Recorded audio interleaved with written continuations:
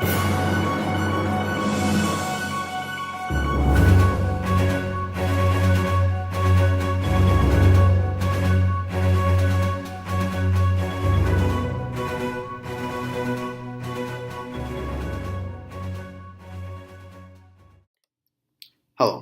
I'll be presenting Table 2 from Chapman University School of Pharmacy, and we'll be discussing today whether pharmacists should assume a lead role in the pharmacogenomics expert in their healthcare professional team. However, my group will be discussing the opposite on why we should not.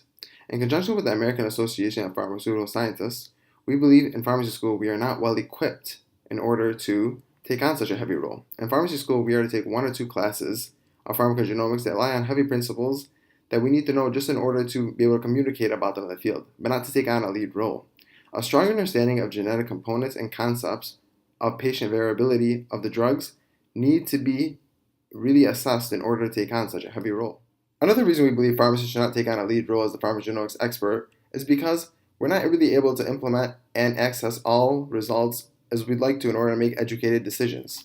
However, this is different from each setting. In the pharmacy setting at the hospital, you are able to access all information from the charts and health information exchange. However, in the community, we are limited with our technology and limited through our view of what we can access in order to do so. So we rely heavily on the patient in order to do this.